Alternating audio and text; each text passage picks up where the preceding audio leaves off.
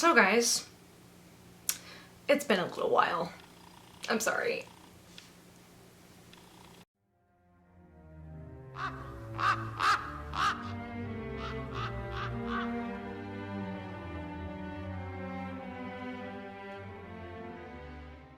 So guys, I had some job interview stuff that I had to prepare for. I had to prepare for my show in Seattle with Earn, which was amazing, by the way. And if you haven't checked them out yet, what the fuck are you doing with your life? I'd really like to know. And I will be leaving links for you to check them out in the description below. And now that things are settled down, I can get back on the wagon with making videos about Gothic literature for you guys. As well as, you know, absinthe reviews and all that fun stuff. And you may have noticed my new glasses here. So my other pair of glasses that I did have before getting these were really old. I had them since probably my junior year of high school, which for the record was 8 years ago. Yeah.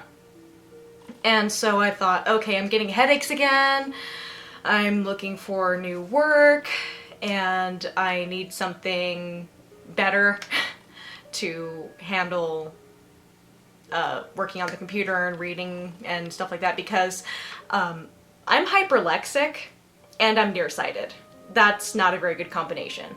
Now, those of you who don't know, hyperlexia is the opposite of dyslexia, where you have a precocious ability to read at a young age, high comprehension of what you're reading, and you read really fast. So a lot of the time when I try to read small text without my glasses on, headache city. Ugh, it's terrible.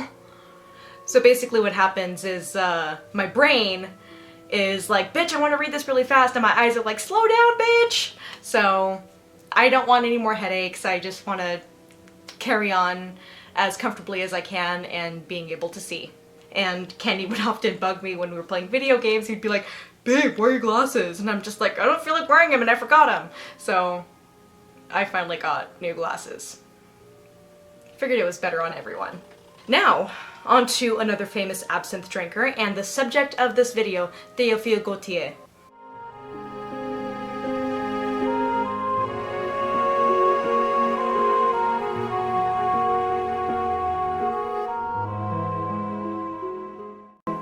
So I find him to be a significant contributor to Gothic literature because of his dark and romantic nature of his poems and a couple of his short stories. He was also a great influence on other artists such as Charles Baudelaire, Gustave Flaubert, Guy de Maupassant, and Oscar Wilde. I know a lot of you out there really love Oscar Wilde. Théophile Gautier was born on August 30th, 1811, and spent most of his life in Paris. As a young man in the 1830s, he worked as a journalist, but he would later on reflect that it was sucking the life out of him and devoted more time to other genres on the side. So, poetry, stories for ballets, art criticism, and plays were what he was really interested in. Thank God for that. So Gautier was rather notorious in respectable Paris society because he never married, had 3 children, and had 3 mistresses. Oh boy. Most notable of his mistresses was courtesan Apollonie Sabatier, known famously as La Présidente, and she was also one of Charles Baudelaire's mistresses as well. So she was rather well known in Paris society. Pretty cool. And plus, can you really blame Gautier and Baudelaire for, you know, hooking up with her? She was gorgeous and intelligent and very talented.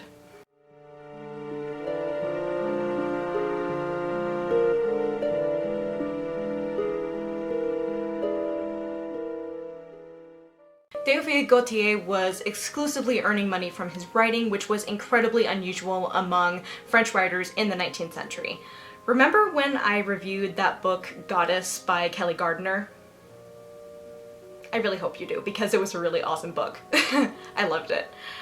Gautier wrote a scandalous novel called Mademoiselle de Maupin, which was inspired by the story of Julie d'Aubigny and also shamed bourgeoisie society.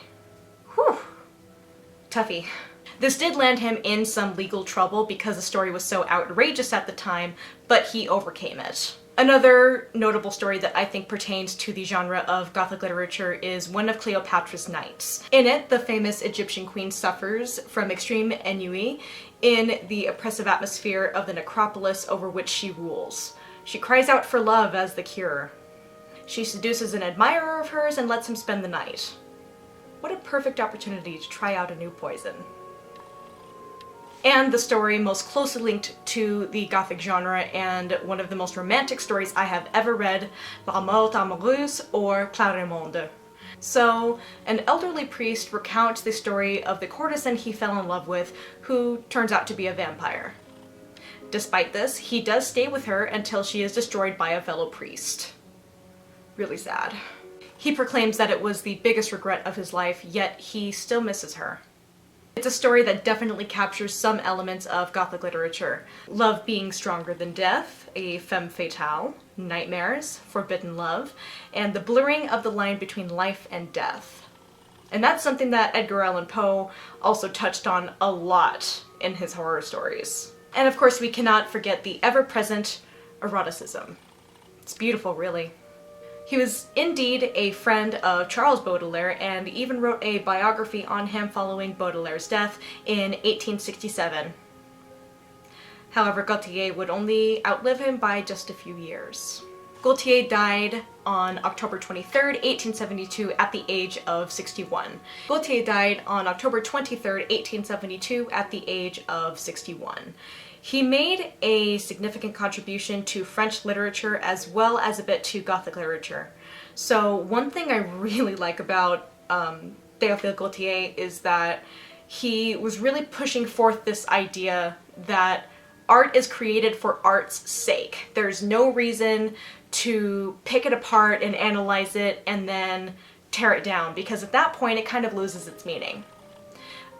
However, I really do enjoy analyzing literature, but I also like to sit back and enjoy it.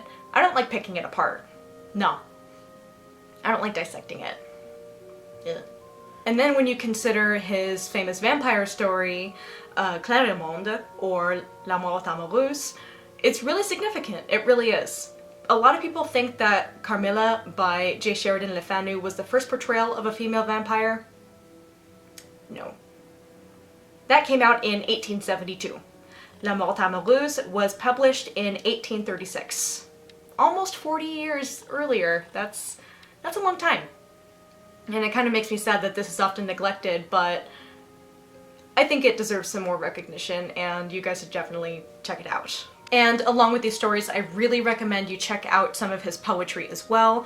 It really is magnificent.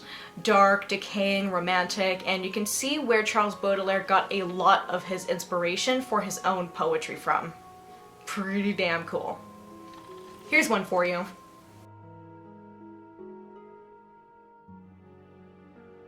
A long time I've known you.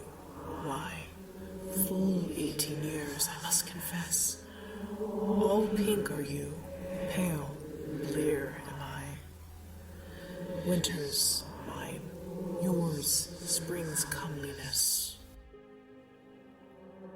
White cemetery lilacs sprout over my temples, but soon, now, the grove entire will bloom about my head to shade my withered brow. Pallid, my sun sinks low and will soon fade on the horizon's face. And on the mournful, doleful hill, I see my final dwelling place. Oh, may you from your lips let fall a kiss, too long delayed upon my own, so that beneath my pall I may rest, heart at peace, anon. So guys, I hope you enjoyed that video on Théophile Gautier. I really enjoyed making this video on him. I did have a little bit of trouble finding some information on his life because for some reason he was just kind of buried after the end of the 19th century within the history books, so there's not really much known about him. But I had to do a little bit of digging, and I think it was worth it because I think knowing a little bit about his life really helps to understand his work as a whole. Again, guys, I'm so sorry that it's been such a long time since I've made a video, but I promise things are a lot more stable now. I'm not preparing for any crazy shows, and I'm getting back on board with studying material for my French recital, and when I get more comfortable with the material and it just comes a lot more natural to me, then I will be able to give you a more definite date on when that recital will be, and of course it will be filmed. Eek! So exciting! And I'm definitely going to be changing up my look a little bit for this one. You'll see. So guys, check out the links in the description below to look at some other works by Théophile Gautier. And also, I really want you to check out Earn, which was the band that I sang with in Seattle. It was an incredible experience. It's one thing to steal the show. It's another thing entirely to bring people back into a room when they were gradually filing out. That's what happened, and it freaked me out. Freaked me out in a good way, but I'm really happy that that happened. And Dominic St. Charles, the lead singer and lead guitarist of Earn, is such a sweetheart. I am so honored to have had the chance to work with him. Sorry, I'm just really happy. Subscribe to my channel if you haven't already, guys, and be sure to hit that bell button for notifications whenever I post a video, because the algorithm sucks. Hate it. Hate it! It's terrible. Why? Ah! By the way, that frustrated squeal that you just heard, my voice teacher has picked that out on a piano as a C#6. Am I a mezzo-soprano or a dolphin? The eternal question. Anyway, I'll stop carrying on. I'll see you guys later, and you guys are amazing.